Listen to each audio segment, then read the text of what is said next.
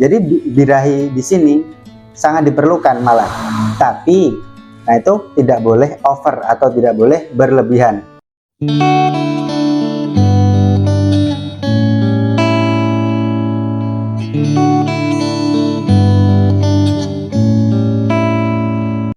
Assalamualaikum warahmatullahi wabarakatuh. Selamat datang lagi di Rafbet Official. Nah, untuk video kali ini saya akan memberikan sharing pengalaman saya atau pengetahuan saya terkait penyebab kenari birahi atau over birahi. Nah, video ini saya buat karena kemarin itu waktu saya buat video perawatan kenari PAUD usia 2-5 bulan, itu ada yang bertanya, coba jelaskan apa itu kenari birahi, apa yang dimaksud dengan kenari over birahi. Nah, ternyata di teman-teman kicau mania, khususnya kenari, ada yang belum tahu apa itu kenari yang sedang birahi atau over birahi. Nah, di sini saya akan menjelaskan singkat apa itu kenari yang birahi atau over birahi. Nah, kalau menurut saya, kenari yang birahi itu kenari yang sudah memiliki hasrat untuk kawin, teman-teman. Jadi ya memang pada ilmiahnya, pada dasarnya ya semua jenis burung atau semua hewan itu kan mereka bereproduksi terus ya, teman-teman. Jadi ya memang itu sudah wajar, jadi memiliki hasrat untuk kawin atau birahi untuk kawin. Nah, terus apa penyebabnya? Nah, pada video kali ini kita akan membahas hal tersebut. Langsung saja kita akan masuk penyebab yang pertama. Oke, sebelum kita masuk ke pembahasannya, jangan lupa tekan tombol subscribe-nya dulu ya teman-teman, dan nyalakan tanda notifikasinya agar bisa selalu update video tentang perawatan burung-burung kicau di Rafbet Official. Penyebab yang pertama menurut saya adalah memang sudah waktunya atau kenari itu sudah masuk pada fase masa produktifnya. Nah, kapan waktunya itu?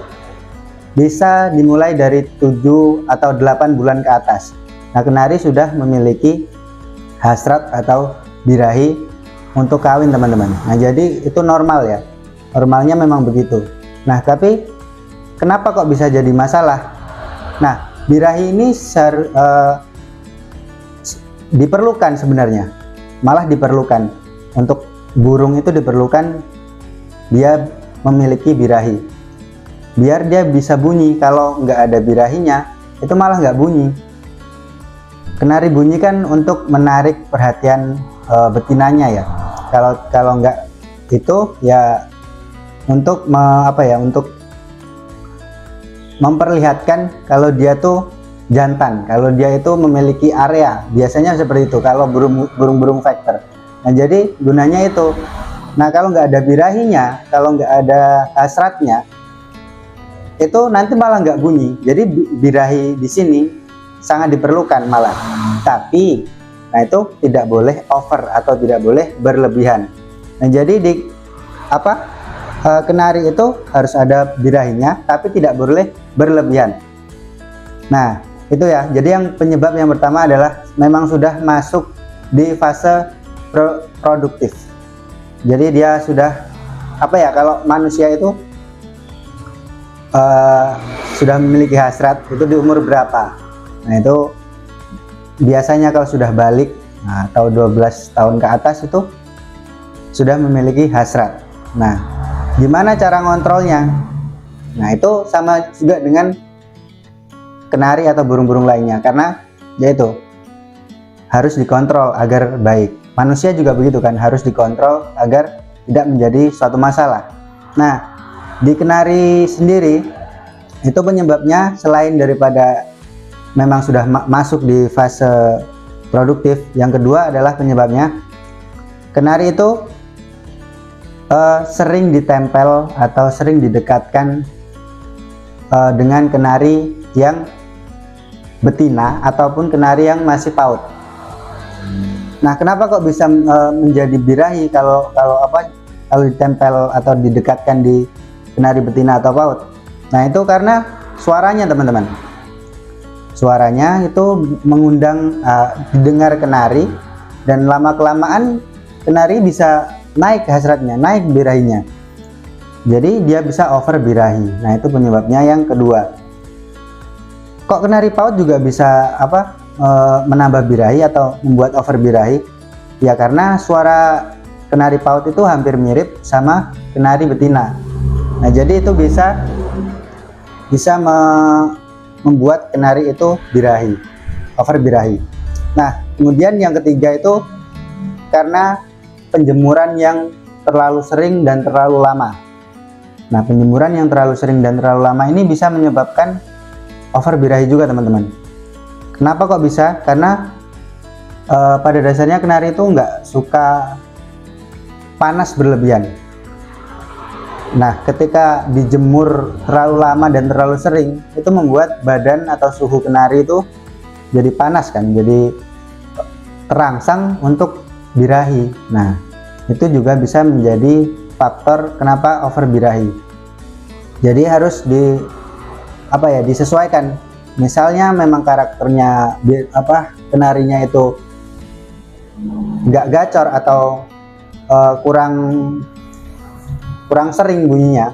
Nah itu bisa memang dijemur solusinya agar untuk meningkatkan. Nah untuk meningkatkan birahinya agar bunyi. Nah tapi kalau memang udah karakternya itu dia bunyinya sering tapi kok masih dijemur terlalu lama dan terlalu sering, nah itu nanti bisa over. Maka dari itu ada perawatan khusus dari para pemelihara atau para suhu kenari, biasanya gitu. Nah kemudian lanjut, menurut saya dari faktor pakannya. Kenapa kok faktor pakan itu juga berpengaruh? Karena di dalam pakan itu terkandung zat-zat atau rempah-rempah yang bisa memicu birahi kenari itu naik. Contohnya seperti telur puyuh ya. Yang simpel aja itu telur puyuh kan mengandung banyak protein. Nah, ketika proteinnya terlalu banyak, itu bisa menyebabkan kenari itu tambah terus birahinya.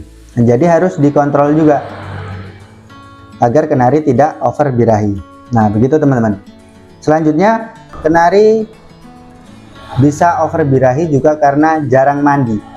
Nah, jarang mandi kenapa kok malah menjadi penyebab juga? Yaitu karena pada dasarnya kenari itu senang mandi. Jadi kalau kebetulan teman-teman yang pelihara kenari ini sibuk dan nggak bisa setiap hari atau mungkin 1 minggu benar-benar sibuk, nggak bisa ngasih perhatian ke burungnya, jadi nggak dikasih air untuk mandi atau cepuk untuk mandi yang cukup sehingga burungnya itu nggak bisa mandi. Nah itu bisa menyebabkan over birahi. Nah karena suhunya kan mungkin panas di daerah teman-teman, nah kenari butuh mandi tapi nggak bisa mandi. Nah itu bisa menyebabkan over birahi. Tadi sedikit saya bahas kembali yang pemberian pakan ya teman-teman. Pemberian pakan kenari sendiri kan itu ada pakan biji-bijian dan extra foodingnya atau EF-nya atau tambahan makanannya. Nah di EF ini juga ada yang bisa menambah birahi dan mengurangi birahinya. Terus di pakan biji-bijiannya juga itu bisa juga menjadi penyebab kenari naik birahinya atau over birahinya. Nah untuk mengetahui pakan apa sih yang bisa meninggikan birahi atau menambah birahi, atau sebaliknya untuk mereda birahi kenari itu pakan seperti apa. Nah ini untuk singkatnya saja ya. Kalau untuk pakan biji-bijian itu bisa dilihat teman-teman, kalau banyak yang biji-bijian hitamnya itu nanti pasti akan menambah birahi kenarinya. Jadi bisa over kalau hariannya pakai yang biji-bijian hitamnya itu banyak. Contohnya seperti ebot kenari itu termasuk pakan yang bisa membuat kenari birahi. Nah, itu kurang cocok kalau dipakai di kenari yang udah gacor kesehariannya gacor, tapi tetap dipekasi itu terus hariannya, nanti bisa over birahi. Tapi sebaliknya, untuk kenari yang nggak gacor terus dikasih makan seperti itu tadi, ebot kenari itu tadi, itu bakalan bagus teman-teman. Jadi mendongkrak birahinya agar naik, agar burungnya gacor, sering bunyi. Nah, begitu ya. Jadi memang harus disesuaikan kalau pakan. Semuanya juga harus disesuaikan, kecuali yang penyebab pertama. Jadi memang sudah masuk di fase produktif. Nah, itu nggak bisa kita nggak bisa kita tahan kan. Memang kalau udah usia 7 atau 8 bulan ke atas, itu sudah masanya produktif untuk kenari, sudah masanya untuk kawin memang. Jadi ya itu tidak bisa kita tolak. Nah, terus gimana caranya ya untuk meninggikan birahi atau merendahkan birahi tadi? Caranya ada yang di cara-cara yang terakhir saya sebutkan tadi. Bisa mengatur pola pemberian pakan, mengatur pola penjemuran dan mandi, dan cara meletakkan atau penempatan kenari itu di mana. Kalau udah gacor itu seharusnya gimana? Dipisahkan dengan kenari-kenari yang betina dan paut. Nah, itu dipisahkan. Nah, kemudian kita juga harus ada tujuannya. Untuk pelihara kenari ini untuk apa? Kalau untuk lomba ya memang harus disetting sedemikian rupa agar pas waktu digantang itu gacor. Dan itu ada perawatan-perawatannya. Mungkin kita bisa bahas di lain waktu. Kemudian kalau misalnya memang untuk ternak, kalau untuk ternak ya memang harus birahi, harus over birahinya agar dia mau kawin teman-teman. Nah, jadi kalau untuk ternak harus kita dorong semuanya itu dari segi pakan, EF. Nah, kemudian apa mungkin juga tujuan kita pelihara kenari itu cuma untuk gacoran atau kita jadikan temen ngopi aja di rumah kan. Jadi untuk pajangan di rumah, biar ada suara burung, bisa ngilangin stres mungkin kan. Nah, itu beda lagi. Nah, kita bisa bahas di lain waktu juga. Jadi kesimpulannya itu ya teman-teman. Ketika kenari itu birahi, penyebabnya ada 5 poin tersebut menurut pengalaman saya. Nah, jadi bagaimana cara merawatnya itu tergantung tujuan dari teman-teman memelihara burung kenari tersebut mau jadi apa. Mau jadi ternak kah, pejantan kah, atau mau jadi lomba kah, untuk dilombakan kah, atau mau dibuat jadi gacoran di rumah saja. Nah, itu nanti kita akan membahas perawatannya di video yang lain. Untuk video kali ini cukup menjelaskan hal tersebut dulu teman-teman. Semoga ini dapat bermanfaat bagi teman-teman yang memang belum tahu. Tapi kalau memang ada teman-teman yang sudah lebih tahu dari hal yang sudah saya sampaikan, boleh di sharing, boleh di komen, atau mungkin boleh dibenarkan kalau memang apa yang setelah saya sampaikan itu salah.